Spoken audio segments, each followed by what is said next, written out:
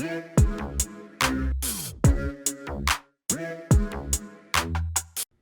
VV Nation, what's going on? It's Patrick here at VectorVest, and today we're going to be taking a look at the headlines that have come through as of last night and this morning on GameStop, and then as always we'll finish off taking a look at the chart to see the impact it had and give my thoughts on those.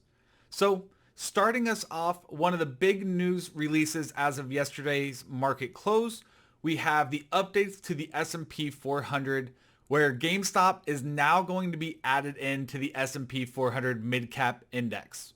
So as we scroll down here, we can see it was in the S&P 600 small cap index and now will be replacing Weingarten Realty Investors or WRI in the mid cap 400, and Lakeland Financial will be replacing GameStop in the S&P 600.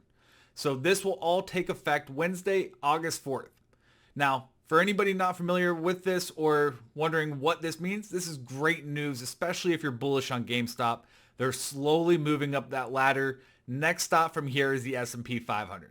Now, I see a lot of speculation out on social media and different places that GameStop could potentially be added into the S&P 500 very, very soon. And while, yes, that is very true because some of the rules that are in place, GameStop is very close to meeting those. But one of the big hurdles they have to cover is getting 4 consecutive earnings periods with a positive overall net on their EPS. So if we go take a look at GameStop's historical earnings, we take a look at the most recent history here.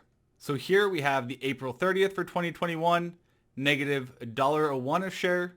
Before that, $1.19, and then before that, negative 29 cents. So if we add all these up, the negatives come out to $1.30, the positives $1.19. To be net positive for 4 quarters, we would have to see an earnings per share come out greater than 11 cents.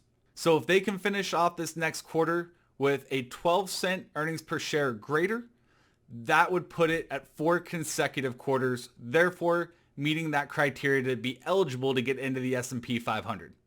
Now just remember though, just because they are eligible doesn't mean they will automatically go into there, because there is a review process along the way that has to take place for them to be added in as well. So just bear that in mind as you go forward. Keep your expectations in check and just make sure to be level-headed when seeing this kind of information out there. But on a positive note, with the new changes to the board and all the stuff that GameStop is working on to improve their company and better the company for longevity and the move to e-commerce, they're definitely in the right direction, and it's only a matter of time before they make that final milestone of the S&P 500. The other big news that we have is the new branding for our Canadian friends.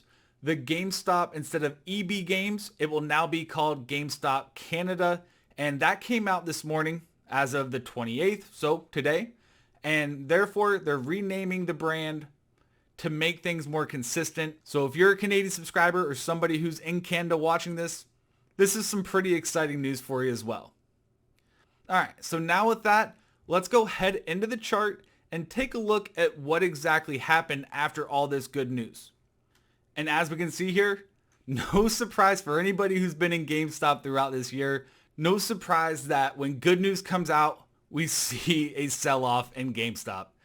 You know, personally, this just seems to prove more and more manipulation out there. And at this point, it's now been 6 months. It's hard to call it anything other than that. In all my years of trading, I've never seen another stock out there that has such positive news come out consistently for so long. And every single time, it's guaranteed that the stock will go down.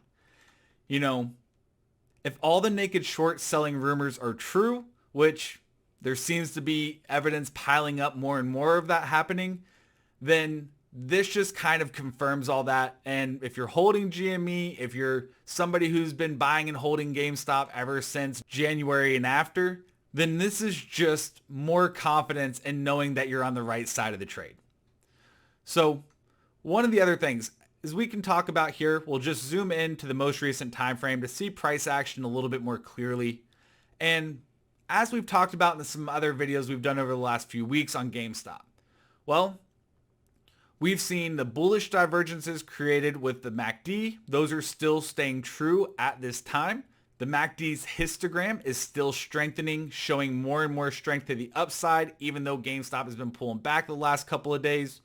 We've seen DPO steadily moving higher, stochastic slowly moving higher as well, heading towards that level of 80. And this is all extremely strong and extremely positive when you see these types of bullish divergences. Also keep in mind, with the addition now to the S&P 400, there's going to be a lot more ETF providers out there that are going to have to buy GameStop shares to add to their ETF to keep them balanced due to the new changes. So if you're long on GameStop, this is great news because you're going to see even more buying pressure coming into these stocks over the next couple of weeks up until the August 4th date. And that should add some nice wind to our sails. But for now, we are still at a higher low currently. If we see GameStop start to move higher come tomorrow over the next few days, as long as we don't break below this low here set on the 15th, which it looks to be 166.82, that would show a higher low. And as we talk about, higher lows tends to lead to higher highs. So if we can form a higher low, expect to see a higher high coming in, and by definition, now changing it from a downtrend to a new uptrend.